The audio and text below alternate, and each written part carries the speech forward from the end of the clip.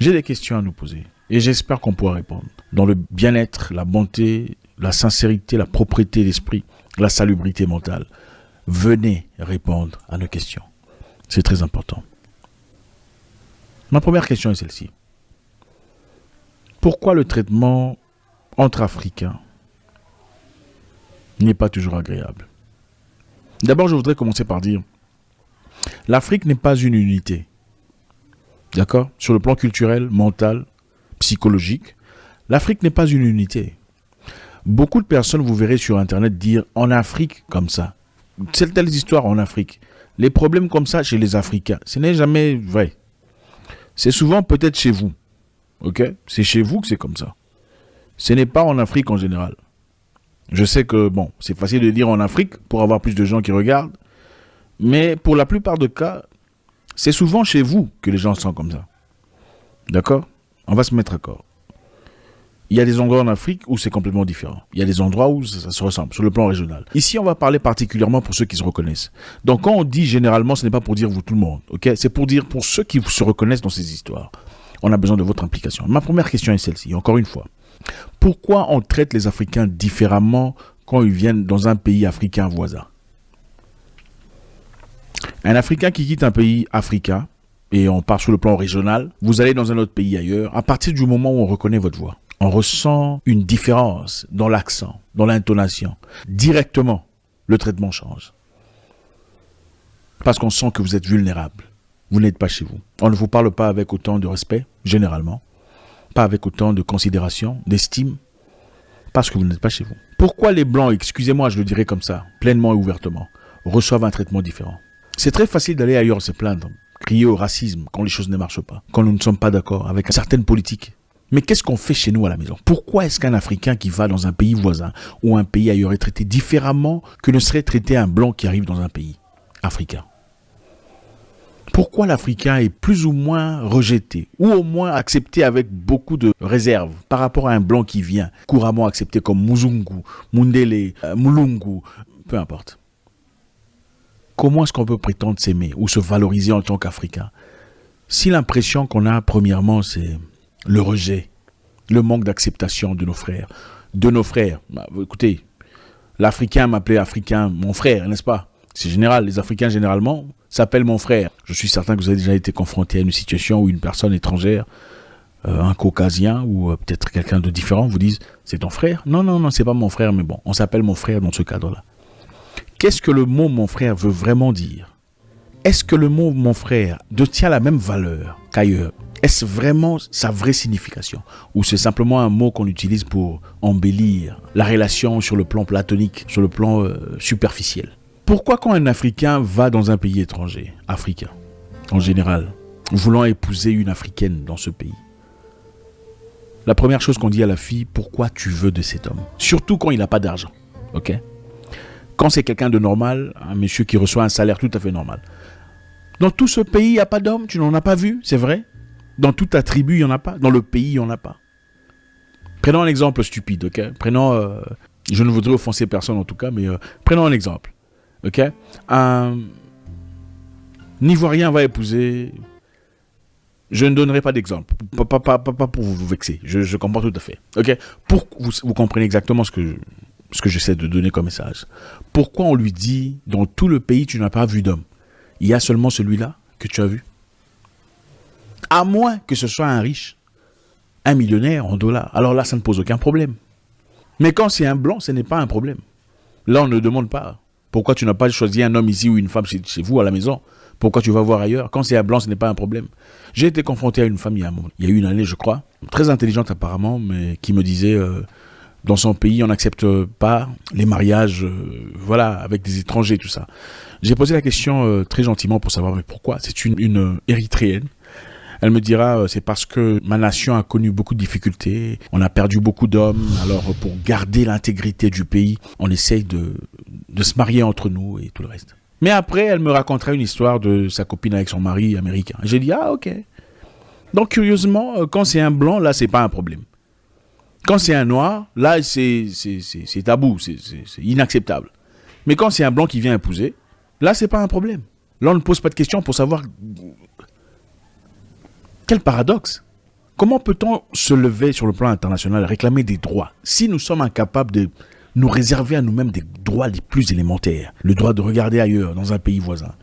Le droit de vivre avec plénitude et certitude chez son voisin. Le droit de respirer à son aise chez son frère, prétendu frère au moins. Je trouve ça complètement incohérent. Pourquoi le prix du taxi change? Quand tu quittes le Rwanda, tu vas au Burundi. Expliquez-moi ça.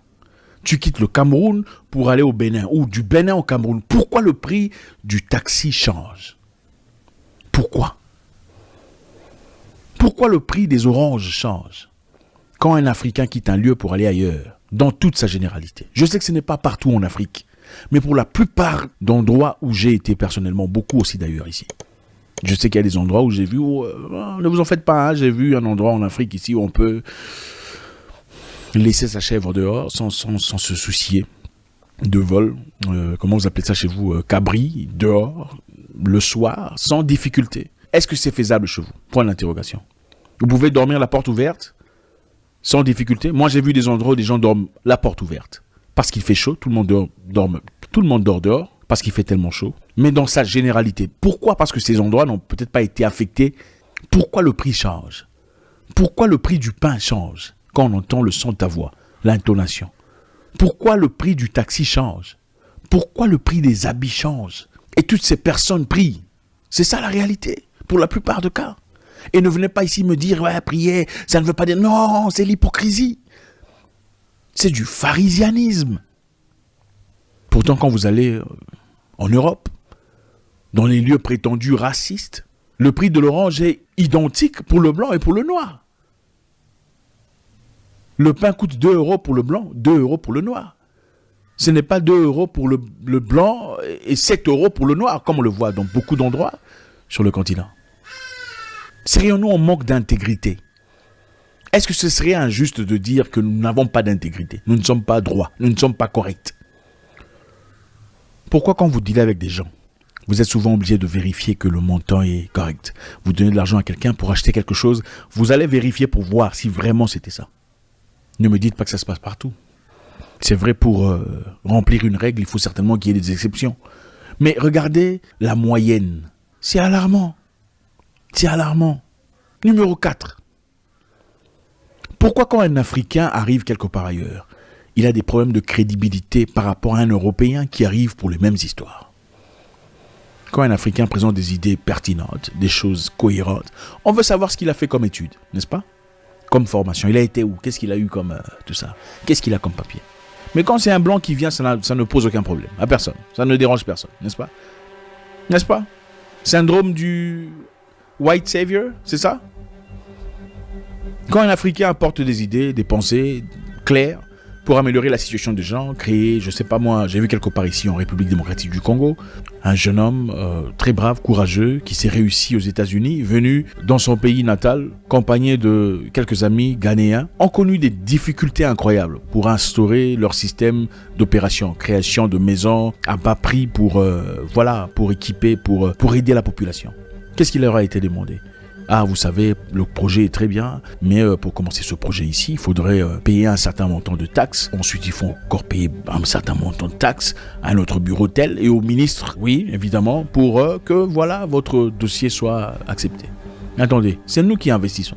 C'est nous qui apportons l'argent, le matériel et tout le reste. Ce n'est pas vous. On ne vous demande absolument rien. On veut simplement une licence pour opérer. Un projet qui aurait pu aider beaucoup de personnes. Création de dispensaires, centre médical. Création de supermarchés, création d'une petite cité de multiple town houses, comment vous appelez ça, je ne sais plus, annulé complètement, parce qu'on n'a pas payé l'argent à quelqu'un.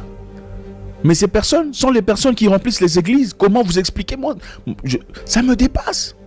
Ça me dépasse. Il n'y a pas de païens en Afrique? Vous en connaissez des païens? Moi, je n'en connais pas. Ce sont les mêmes personnes qui vont aux prières chaque jour, chaque dimanche. Ils ne seront pas hypocrites. Les pays qui ne vont pas à l'église ou aux prières comme nous le faisons en Afrique, seraient-ils plus équilibrés sur le plan moral et intégrité par rapport aux Africains? Ça pose question. Il faudrait, avec toute la logique possible, se poser des questions. Si on est quelqu'un, finalement. Numéro 5. Pourquoi nos pasteurs sont impliqués en parlant d'église, aujourd'hui, malheureusement, dans des scandales. Ceux qui sont censés représenter la force suprême, si pas représenter, au moins être guide, leader pour beaucoup de personnes, pour pas dire why. Pourquoi sont-ils impliqués dans des scandales? Des chanteurs connus impliqués dans des scandales. Des gens représentant sur le plan spirituel impliqués dans des scandales, des sex tapes, des choses... Pourquoi? Quelle incohérence! Ça me dépasse. Voilà pourquoi je dis chanter pour Dieu, ou même prier. Parler de prière n'est pas reflet. Je voulais dire, parler de prière ne reflète en rien l'identité de Dieu. Parce que beaucoup d'hypocrites se cachent derrière la prière. C'est ça la réalité. C'est ça la réalité sur place. Et les gens les plus méchants que beaucoup ont rencontrés sont des gens qui sont dans les prières. Ça, s'il vous plaît, il faut me contredire. Les gens les plus méchants que certains d'entre nous ont rencontrés sont des gens qui parlent de prière à longueur de journée. Comment est-ce possible? Comment est-ce possible? Comment est-ce possible? Numéro 7 pour finir aujourd'hui. C'est une question de réflexion. On a besoin de réfléchir. On n'a pas besoin d'émotions ici. L'émotion, en réalité, ne nous mène à nulle part quand on s'est mal placé. On a besoin de réflexion logique. Beaucoup parmi nous se plaignent contre les dictatures, le népotisme, les difficultés que nous vivons socialement dans nos pays africains. On n'aime pas le président parce qu'il a donné ceci à son frère. On n'aime pas le président parce qu'il accorde des opportunités à ses sœurs, à ses cousins et à ses membres de famille. D'accord. Mais à partir du moment où on fait partie de ce cercle-là, là, on ne se plaint plus. J'ai un proche, un ami, avec qui je discutais, parlant d'un président que je n'appréciais pas beaucoup. Il était aussi d'accord avec moi à cette époque, jusqu'à ce qu'il fasse un voyage à son pays natal, où il trouvait sa sœur en très bonnes conditions, qui travaillait évidemment pour le président en place. Un dictateur, un paupérisateur, un népotiste, d'un despote. Il me dira, ma sœur est dans très bonnes conditions. Elle vit très bien, elle m'a accordé quelques opportunités, elle m'a donné des terrains ici et là, et voilà tout ça. Tu sais, Isaac, finalement, je commence à réfléchir sur le président. Notre président, franchement, je ne pense pas que c'est quelqu'un d'aussi mauvais que ça. Notre président n'est pas aussi mauvais que ça.